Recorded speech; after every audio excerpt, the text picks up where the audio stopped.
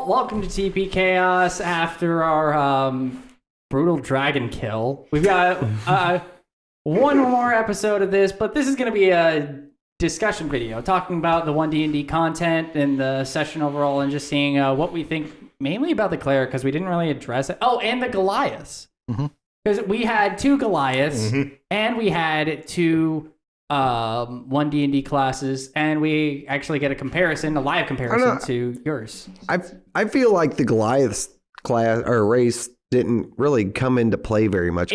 Species. We don't do race anymore. I mean, so yeah, they're character species. They're not character races because they're not all humans. If it did come up though, it's just better. There's no argument to it. What are the specifics? Before it was you have these racial feats that you can use once per day, right? And now it's you have this ability you can use as often as your proficiency. Yeah. So the stone thing where you get like a 1d12 minus whatever for damage, I can use that 3 times at level 8 instead of just once.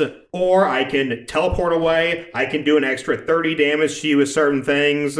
I can Misty Step. You could deal thunder damage. You could deal cold damage and send something prone. Send something prone. Oh, that would be brutal. So, like, everything that they added to it was just a definite benefit. And it would make you want to choose the Goliath more. It is, yeah. And also its ability to grow, which we didn't really get to use. Didn't use that, but yeah, that would have been useful too. So what are its negatives? It doesn't have dark vision, I assume. It doesn't have dark vision, and it also does not have, like, its resistance like it used to.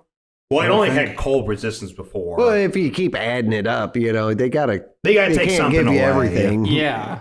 But yeah, I mean, overall, it's just a straight buff. And I think maybe even the ability scores moved to the background is also a buff because to every species, because they're all actually like that actually allows you to put them where you want and allows you to build your characters more towards where you want instead of like mainly orienting your species choice to whatever best suits your build. Now, I will say this, though. So as I was trying to come up with a nice little wombo combo, in original D&D, the cleric gets their subclass level 1. They get their heavy armor thing from their subclass, so I can no longer dip 1 level into cleric and take heavy armor. Yeah, we had talked about that before. A lot of classes are doing that, moving it all the way up to level 3 where you can't dip that first level. So I'm wondering, like, they haven't gotten into mages. My big thing is, are they going to do that with like divination wizard? Oh, they have to. Oh yeah, they do. Where you can't will take portent on first level.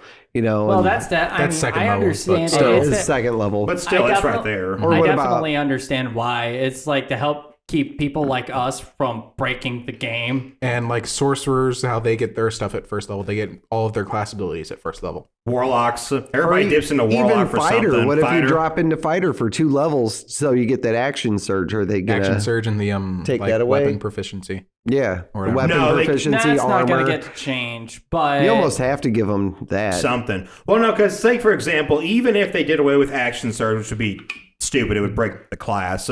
I can still dip into fighter because of the fighting style. I can still get a +2. I can get a +1 to AC. I can get extra dodge, extra reach. If they take that away, then what's the reason to go into a fighter anymore? Well, actually, they have clarified that that is guaranteed to stay on the fighter and probably the other martial classes. They're going to add them to other martial classes. Which it should be. Because they've specifically noted that whenever they release the Ranger, which is the only other class that can get fighting styles, and it's because it's the martial expert class. So, but as far as the cleric goes, though, I mean, they made it worse. They moved what you get at level 1 up to 3, so you're putting 3 times more, I guess, stock into it just to get the same thing you wanted out of it before. Which, again, that's intentional. They want us to not do that to keep from breaking the game. And for us, as a group who mutually agrees that's what we love, that's a bummer. But for like random groups who just kind of are looking online for random people to play with, that can help balance the game a lot more. Because if you end up going into a game and you happen to find yourself mixed in with 1 or 2 power gamers, that could probably get you're really going to be frustrating. overshadowed. Yeah. I mean, I already when you're feel going it. up against a dragon, you're going to be the one that dies. Yeah, and you're going to be going up and you're going to be doing a D6 plus 4 damage. And so you're going to be hitting for an average of 7 points. And then everyone else is doing over 100 damage well, a we're turn. over here like, that's 68, you know? Yeah. That was 32 damage first attack, second attack. That's also an additional 60. A bunch of level 7s took out a, 3 level 7s, lower than average or a less than average numbers party, took out a 17 CR creature. Well, we were also thinking about how we can use our spells That's creatively. right. You went up to 8, but still, you're not even half that thing's level. Oh, without even breaking a sweat. Like, I wasn't worried about the damage I had. He's a cleric. I'm a cleric. Yeah, dude, I took healing word. Like, you go down, bonus action, you're back up. And we did miss a rule on that, but let's run it out real quick, right? Too. So, with the rules we talked about right afterwards, it would have failed the first intelligence. It would have gone down. It would have been like, man, you screwed me up that one. I ain't letting you do that no more. It still took like 100 damage the first round. It had a maximum of like 250. We would only have to survive one series of attacks. I have 80 health plus a crap ton of healing abilities. I never even used my 1d12 minus damage. I never healed. You healed one time just out of convenience. Yeah, I just healed myself because I was like, I took a little damage. It'd be safe to But heal. like, I also know from playing a lot, like, you don't heal until that guy goes down. Yeah. There's no reason to. Any other time, you're just wasting the heal. The only other time you heal is when you're specifically built to heal the group. You're not built to heal yourself. You're built to heal everybody. But like, so what? And I didn't go light on this at all. I mean, the Be Here, I did a little weak damage on that, but that was because I didn't expect you guys to trash it In as well. hindsight, you would have gone full force. I would have gone absolutely. I mean, after that first turn, I was like, okay, you guys actually can dish out a lot of damage, but then you held it down, and then this held it down. I was like, I don't care what CR I'm throwing at you guys at this point. And that's why I do what that. You've done. I do that all the time with these guys. I'll throw like 16, 17s, 18s, 20s. And they're like, how come you're doing that? And then they kill it. And they're, But consider this. They're helping to mitigate that thanks to the fact that we can't get Tempest Cleric level 1. Yeah, but see, the problem is, though, like, Mirror would be completely unaffected by any of these rules, so long as the DM allows me to take Gunslinger. True. Yeah, which is broken. DMs out there do not allow your players to take Gunslinger. Guns are too strong. Don't let, if they do, they have to be just Gunslinger. Don't let them cross over with anything. Take any feats with that. It's dangerous. No. Gunslinger plus Sharpshooter plus Artificer equals I will kill you. Well, and then I gave you like magic bullets that do shoot like fireballs. You know? Yeah. Well, he just built that from the world that I created. You know, anybody could use those parts to do whatever they want. But like, as far as One D&D, again, I still don't like how they're just piecemealing it out. You gave us one class, one subclass. Do a full update. I would rather wait 4 or 5 months, have you give me like a meaty chunk of content to use. Because what if we got, like, in this update, we got, like, another fighter or a paladin or, like, 2 more classes? Next one, next month, because they're monthly. That's what they've said is that we're going to do. Yeah. This one's going to be larger than this one. Like, it's going to be, like, twice the size of this one. They did say that the next one is going to be much, much I totally agree with what they're doing, too, by piecing it out, because they're doing that for us. They're doing that for content creators to have content to put out there for people. They also noted that the last 2 were chunky. Yeah. Like, they were big. They had 3 classes, a bunch of races. They had a whole ton of new rule changes. New spells altered. A lot of it was a lot. And I bitch about that anyways, because like, I'm like, dude, I have 0 time to sit there and read and study this stuff. And it's a lot to take in. And when you're used to the 5e rules for years and years and years, and it's locked in your head, now all of a sudden you're like, oh, it's different. And you're like, it's hard, you know? Yeah, I've been playing for 6 years, and I keep thinking to myself, I'm like, dude, I gonna have to like learn some of these rules that I spent 6 years learning? I came in at like the halfway point of 5e, and I'm like, especially since they're like changing up spell effects too now. Oh, that's so, the like, big one. A lot for of me. spells that like a lot of people were using for years to do different things.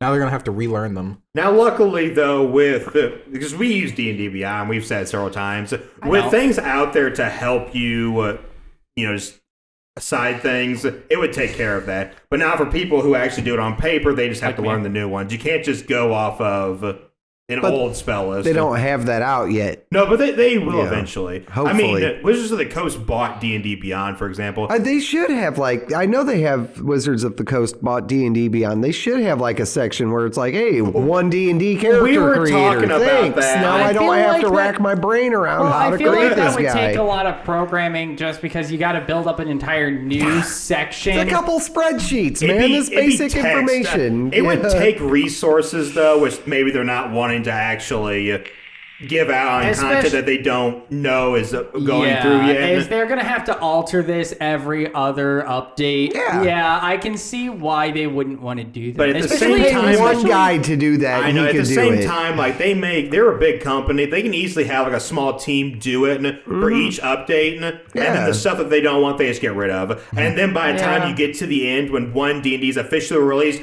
boom, no waiting because the pieces are already there. You just push it out, and bam, there is no like lag time. You can immediately use D&D Beyond or another source like it to immediately make One D&D characters.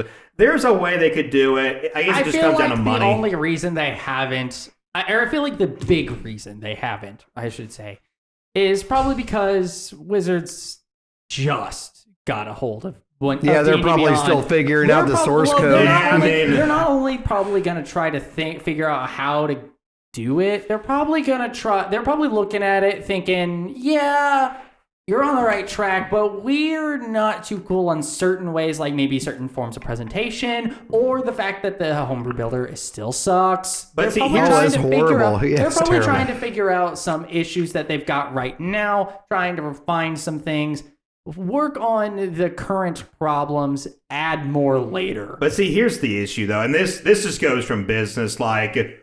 We've all gotten a good laugh at Elon Musk just destroying Twitter, right? And that is a good example of how not to come into a business.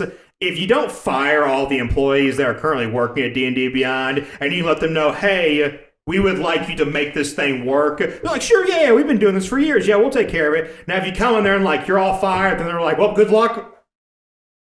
They can make it work if they want to make it work now. It's just a matter of if they want to pay these people. There's no bad blood with D&D Beyond and Wizards. Actually, that is another thing. I'm sure they went into D&D Beyond and looked at the team and were like, okay, we've got some opinions, and probably have a few people that they want to replace and maybe want to get some new team members on there. Maybe before they do anything, they just want some of their team members to get acquainted with D&D Beyond and figure out, hey, what's going on. But see, another issue is, though, they're still continuing to release source material for the current edition. Well, they just released Spelljammer. They just released the other one coming out. At a certain point, they need to stop if they actually want to focus on... It's supposed to be able to integrate it. I know, but at the same time, it's like, if you want to focus something down and get it done...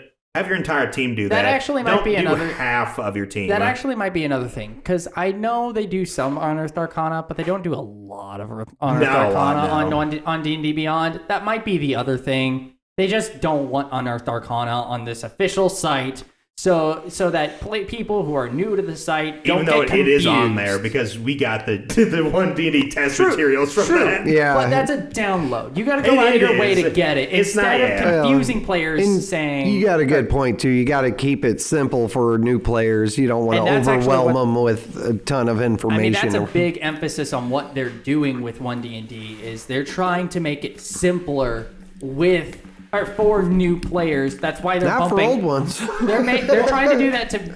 That is the thing, though, because say for example, because I played a little bit of 3.5, just a little bit, and I know the rules were far more complex. Going down to 5.0, they dumbed a lot of stuff down. They need to stop dumbing stuff down again and again, because eventually you're going to get to a place where 6.0 or whatever they call it is going to be like kitty mode. It's going to become what I think is called the Matrix system or something like that. I can't remember Vortex. I can't remember, but there's another system out there for people who like to play more simplified games, and that's fine. But people who play Dungeons and Dragons don't want a cinematic experience. They want a mechanical experience. Yeah, I agree with you because I played Advanced Dungeons and Dragons growing up. I played 3.5. I never played 4.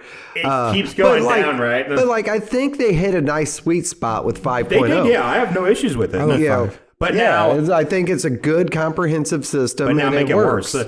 Take what you have now, dumb it down again. Is it still a good system anymore? Not really. I think that's part of the problem. They keep coming out with these rules, and then they do the auto crits, auto fails, and then they revert back, and then they release another update, and then they revert back. It's like, what you had is good. I understand a part of it. They want to make it accessible to new players so that the franchise doesn't die.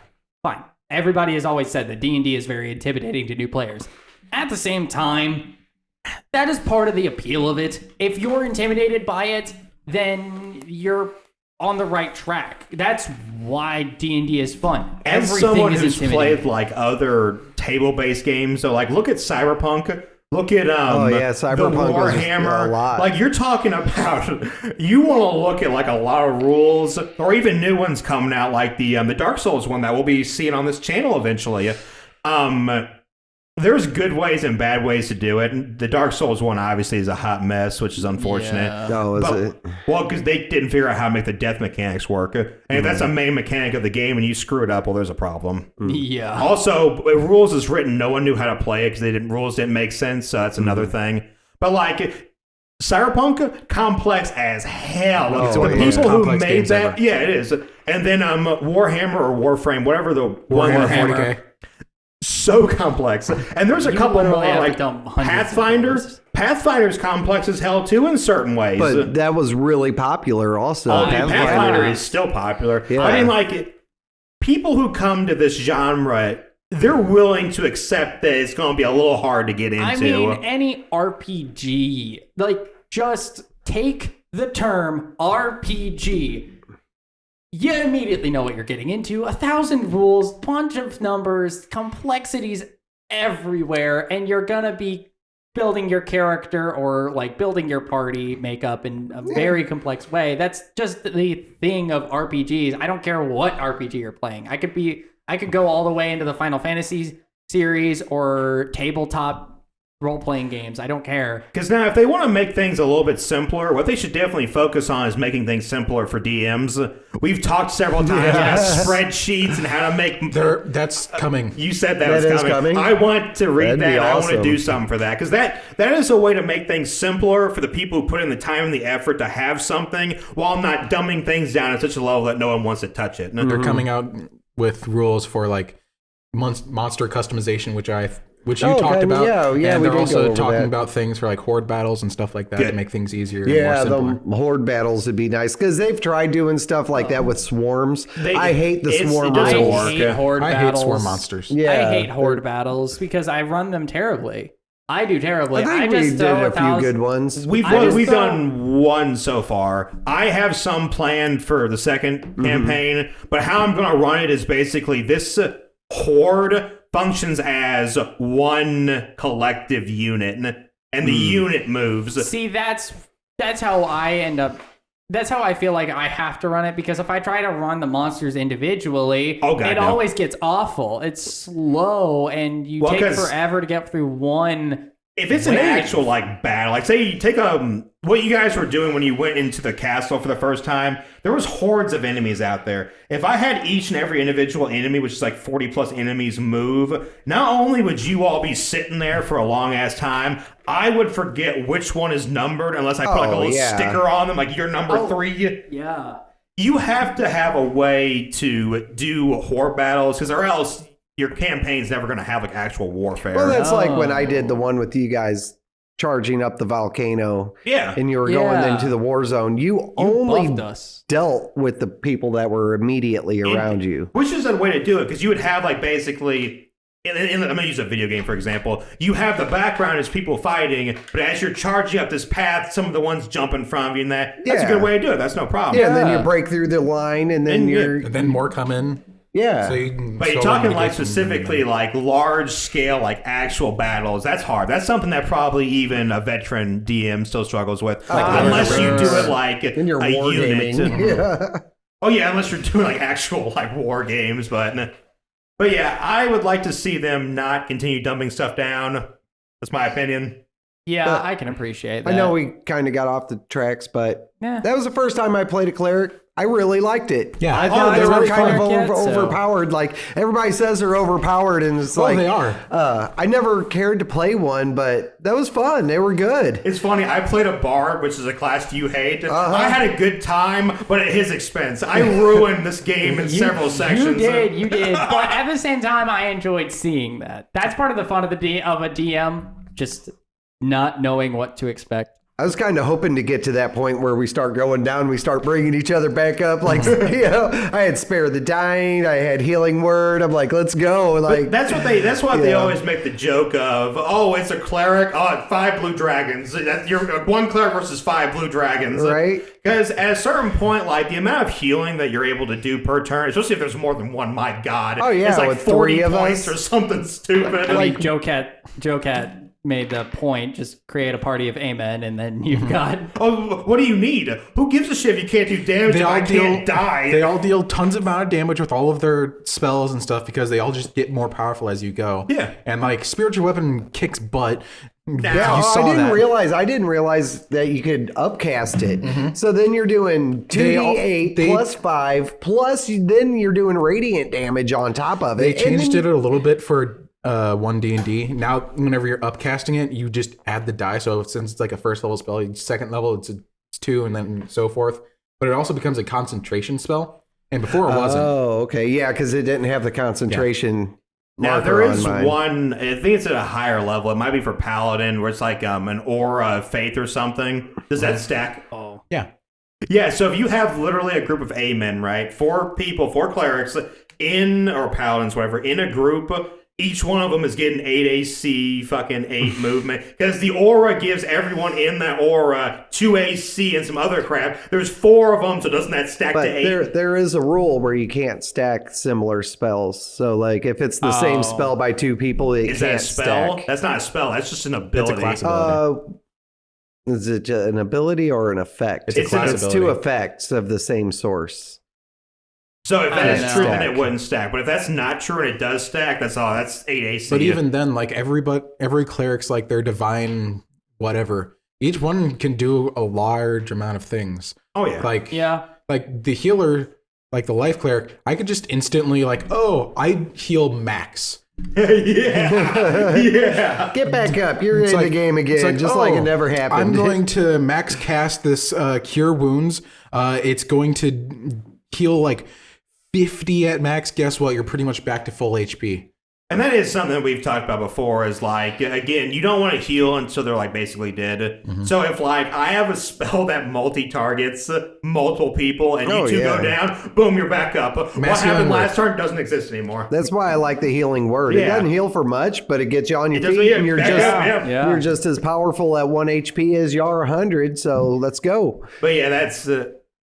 clerics are still fine. I would have liked them to come out with a paladin or what's another one that really needs it? Barbarian. I want to see what they do with the barbarian. I do look forward to barbarians. I love the barbarian, dude. Totem barbarian ruins everything. They're a little bare bones though. They only really get 2 things. Besides like their improved crits, they just get rage and wild. What else would you give a barbarian that would make them worse is the problem. Yeah. Because you can't make them better. You can't really make them better because then they become too overpowered. Oh, they're already overpowered. They're already that way. If I can go into a fight and you have to do 3 times my max HP to kill me because I'm taking half damage and I can heal myself just fine. All right. So, one final question before we get into it. Or before we end. Now that we've had 4 classes, what class do you want to see next? I just said paladin or barbarian. I want to see fighter, just because I want to see what they're going to change with it. I don't know if they're going to keep everything the same or if they're going to adjust it a little. I'm big on mages. They're not going to give us mage, because technically, if you're looking at ease of playability, easiest, barbarian, you hit things. Yeah. Hardest is when you get into the actual wizard. spell slinger. So, like, warlock is hard to play, sorcerer, wizard. Sorcerer, wizard. Yeah, but I want to differentiate the wizard from the sorcerer and the warlock because they are a little different. Well, too bad they're getting lumped in as the 3 mage classes. Oh, that's right. That's never bad. Again, this just goes for making it simpler is not always better. Yeah. Because they're all 3 different. No. Warlocks are going to be divine. Warlocks are divine. I thought they were primordial. They're not primal. That's divine. They're divine. But are wizards and sorcerers now kind of the same thing? Wizards, sorcerers, and druids are flipped in together. That's worse, because wizards and sorcerers have huge differences with what they're able to accomplish. They're getting the same spell lists, though. That's stupid as shit. That's then why would you ever go with wizard? Entirely. Then, they do have restrictions on what they can use, but they both draw. No, personally, I think they should beef up the sorcerer with the hit points. Yes. They should limit their spell list. Yes. And they should give them a couple special abilities, like with the meta magic, like power surge and stuff like that. The wizard should be opened up. Like everything. Like wizards should literally be able to learn any spell. Yeah. They should have like the bard ability. Yeah. Instead, what's going to happen is they're going to gain access to all arcane spells, and that's the only spell list that they're going to have. But then the rest... They're going to give that to the rest of the classes anyway. So they'll give them a couple crappy extra spells and like who cares? I think gets maybe primal spell list. The divine or the priest classes are going to get all divine spells. The druid's going to get a primal spell list. Sorcerer, I think, is primal. Sorcerer would be arcane, wouldn't it? It's primal. It's primal because it's in your blood. That's what sorcerers are. It is your innate being instead of the wizard would probably be the only one that... Nope. Bard also gets arcane. Mm-hmm. But see, the problem is, though, like, sorcerers, their big thing is, like, they can twist spells together and make new crap.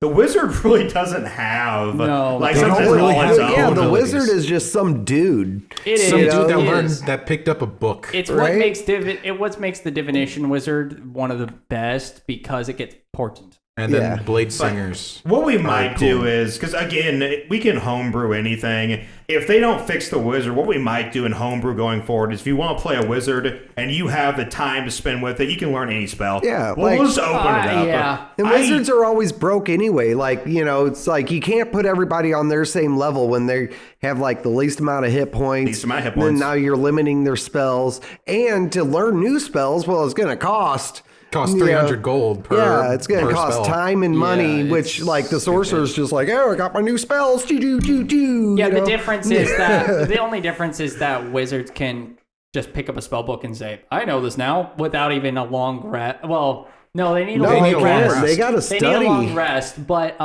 the sorcerer requires a level up. Require a level Well, and up. a wizard isn't limited on the amount of spells they can know. Yeah, that's true. That's very But DM dependent on what you can learn. They then can only have a certain number of prepared spells. Yeah, which I mean, honestly, if you spend the time or the money to learn it, that should be like an always prepared spell, and then you have other spells on top of that. Again, if I can paper cut you to death, you are not a frontline fighter. You just do whatever you want at that point. Right. But I personally want to see the sorcerer. I want to see what they do with it. I'm curious what they'll change. I specifically want to know the subclasses and especially meta magic or wild magic. Sorry, give me higher chance of wild magic. Give me this. What is it? They were talking about that because they're like, it's like, hey, may I use meta magic, please? Or not meta magic, wild magic. Yeah, because like you have to ask surge. for it basically for permission to use it. It's so frustrating that it doesn't happen more often. I remember we actually increased the chance of it we did, because we didn't put we? it on both ends of And the it crit like spectrum. never happened. No, it did happen. It happened fireball on self twice and almost cost us 2 battles. That is all I remember about that. Because Monchi's like, fireball! And it's like, boom. On where? And then I'm just over here like, oh, okay, I took 20 fire damage. The rest of the team's on screaming on fire. It's like, you stupid little weasel, what the fuck? I'm just laying there in a puddle, be like, Fireball. If you're gonna do that, I would like if you knew it was gonna land on fire, like I'm gonna grab you, and I'm gonna throw you like a bomb, and you're gonna fireball. I think they should like narrow the consequences for positive and negative, and then increase the chance of it happening. That's fair. So then you The shoot a Wild Magic spell. Barbarian is perfect. it is. Like if you look at the subclass, it's all positive, but the thing is, they're all not too overpowered. Yeah, which is great. That would be nice. That's what they should do with the But Wild add Magic a little sorcerer. negative in there, and like you're not blowing yourself up with a fireball, but your spell might fizzle out or it might double damage. You know, because it was only on a crit fail, right? Originally, yeah, it's only on a crit fail. Do 1 through 5. Make it a literal 25% chance for it to happen every time you roll the die. What I love and is something that I might actually implement into the bellowing wilds thing when it comes out, because I backed that. We're gonna get it at some point, but they keep pushing it back. But whenever we get our hands on that, they have a specific version of wild magic that has like this percentile effect, where the more your wild magic curse grows, the higher your percentile of actually hitting wild magic. Well, that's fine. It can make more sense. That is fun. or do like a rule like every time it doesn't wild magic, it goes up 1. So Well, it the way starts they at did 1, it- then So if it it's goes- 1 to 2, Started to at 3 5, to after 4. like a long rest or something, it resets. Yeah. All right, guys, that's right. probably Yep. it. Yeah, It's have a late. good We night. love you. Bye. Like, subscribe. Do it. Thank you guys for checking out today's video. We post videos every Monday, Wednesday, and Friday for more glorious D&D content. Please like, comment, subscribe, throw it all down below. We always appreciate it, and we will see you guys next week.